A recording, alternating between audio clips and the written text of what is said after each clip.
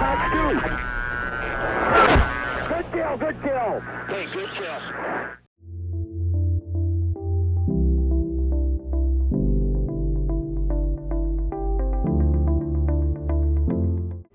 Hey guys, welcome back to another video. We're here once again in the J-11 flanker. We have our wingman back here who is breaking away. And there he goes, yeah. Looking good.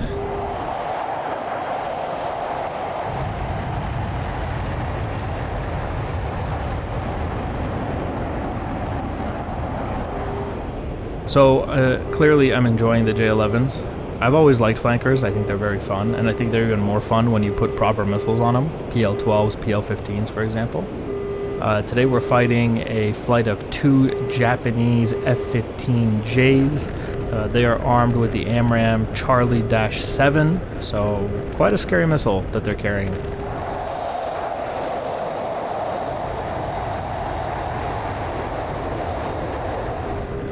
And so we gotta be super careful of that missile. The C7 is a very good missile. They don't need the D. The D is unnecessary. The 7 is fine for countering something that's carrying a PL-15. So we gotta be super careful here because, quite honestly, this is actually a pretty even matchup. I think the F-15 with the J-11.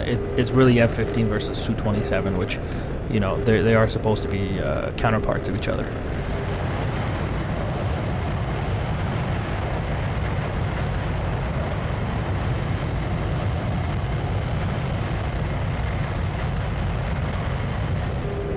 Another thing to note about the PL-15 is it's got this kind of like dual stage motor thing going on, which is not unusual. The Russian R-77-1 has the same thing. It's got a booster and then the accelerator, but that's not what I'm talking about. The PL-15 does this thing where it comes off the rail and it you know, goes off into oblivion.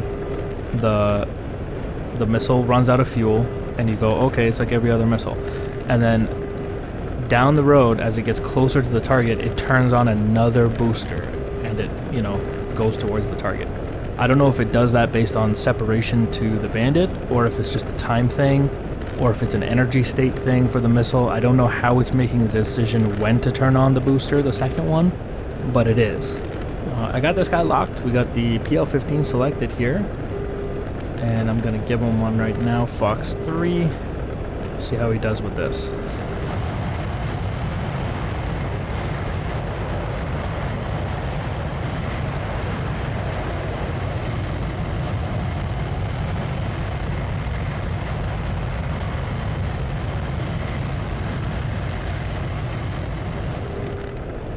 Okay, we're going to start entering the crank, start reducing altitude. The F-15s appear to be doing the same thing. One of them is cranking away. The guy I'm shooting at is cranking away. I'm watching him on data link here. And it looks like the second F-15 is focused on my wingman. And so we'll continue to hold this lock. He's doing the same thing to me. He's cranking and holding his lock as well. So he's definitely guiding something in here. It's the only reason why he's not just turning cold. So we'll put in the afterburner because I want to have some speed, because once his missile goes pitbull on me, there it is. Right on cue. We got to go cold. So I'm off. That's all I can provide to the PL-15. It's on its own from here. Got to use its own radar. We're off cold. And if he doesn't go cold, he'll die to that PL-15. So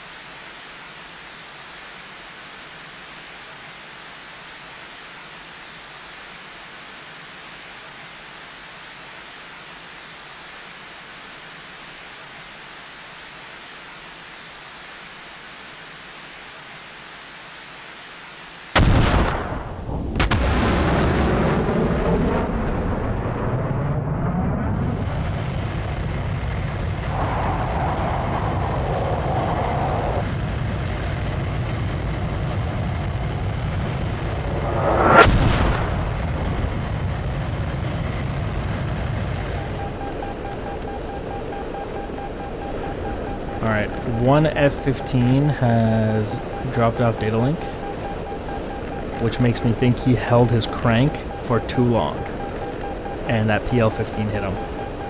The PL-15 is challenging because that second stage booster, it makes it feel like, you know, you're used to missiles losing speed as they come in. The PL-15 is a little bit more challenging because as it, you know, gets closer to you, it all of a sudden turns on that second booster and it comes in really fast.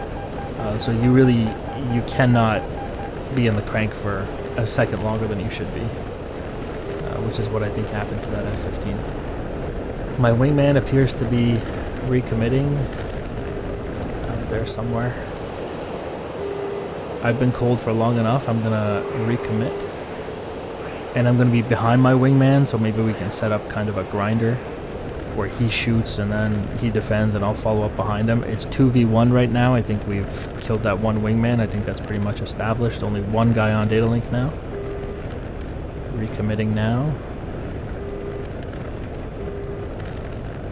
Got him locked. Hold on.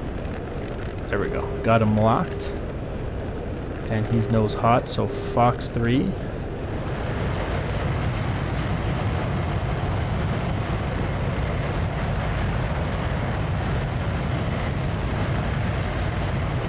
That was a PL-12 launch. I want to save my 15s ideally. And we're defending. Situational awareness is key here. My wingman is quite a ways ahead of me over there. He's probably near that island we just saw. Right there.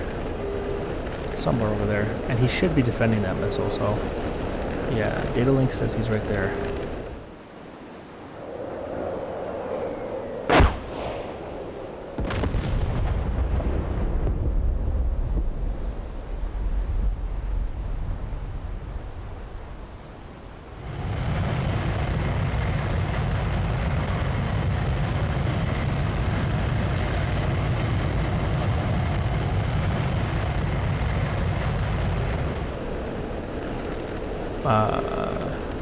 Oh, what do we got here?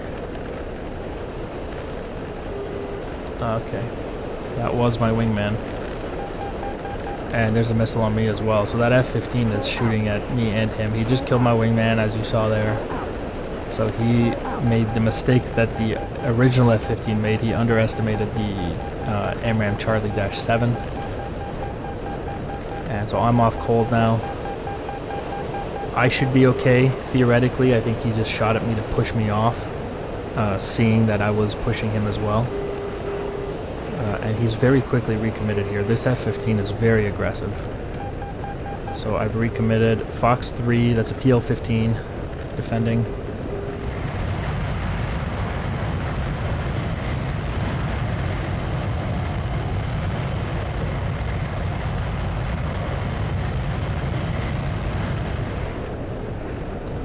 Defending here. Reducing altitude, holding that lock once again. One of the things that makes the F-15 so dangerous is that it's got such powerful engines, which means when it recommits, it can go high. And when he shoots his missiles from up high, there's a missile Pipple on me, we'll defend.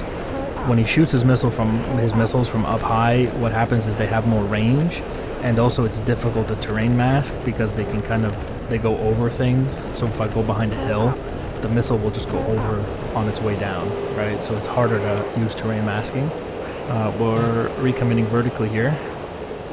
The other thing worth noting is that when he has powerful engines and he's super fast like that, he's more difficult to kill because my missile has to do more leading. He's doing a better job of bleeding my missile's energy. So that's super important, I guess. The good news is that the flanker is also very fast. So I have that advantage here. I have him on radar here. Got him locked. We'll give him a PL-12. Save some of those 15s for when we're a little closer here. Okay, PL-12. Fox 3. There we go. Defending.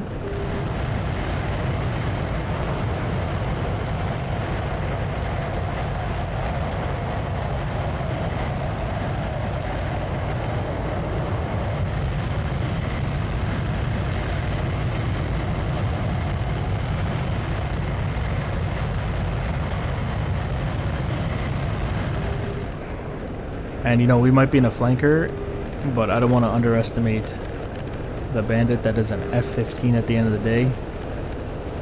An aircraft that has never been shot down. Here we go, missile goes Pitbull on me, so we're turning. Although I guess technically in this scenario we did just shoot one down, but we're going to continue cold here.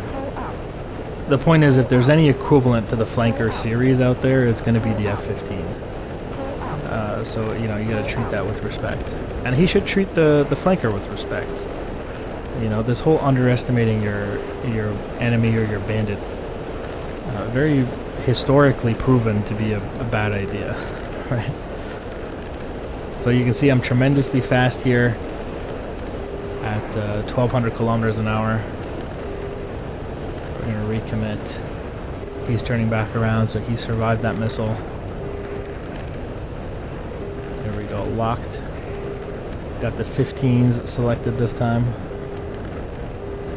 Climbing to get as high as I can before we shoot. That's it. Fox 3. Defend.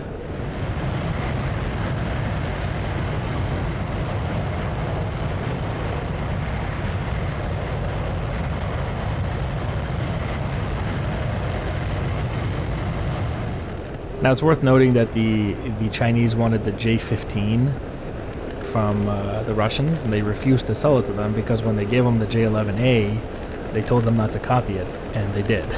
They made the J-11 Bravo program, and when the Russians found out about that, they were like, no, we're not giving you Sukhoi 33, right, which is what they wanted for their carriers. Which is what they called the J-15. Right? So in order to get that, they had to go and get it from the Ukrainians. They got a prototype, and then they reverse engineered the Sukhoi 33 to be the J-15. Missile Pitbull on me, we're defending here. He's doing the same thing.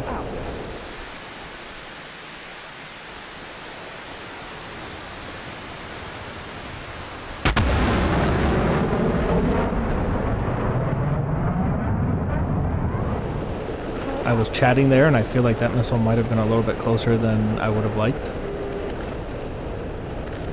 I think we're good though, so we're gonna go ahead and recommit. He's still cold currently, so maybe we can catch him out.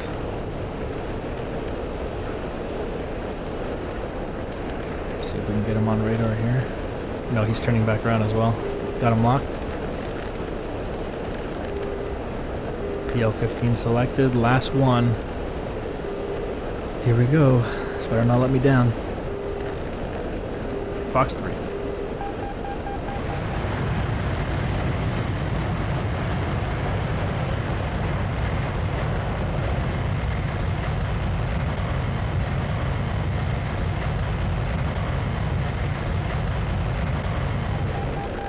Oh, we are super close, and I got a bad feeling about this one.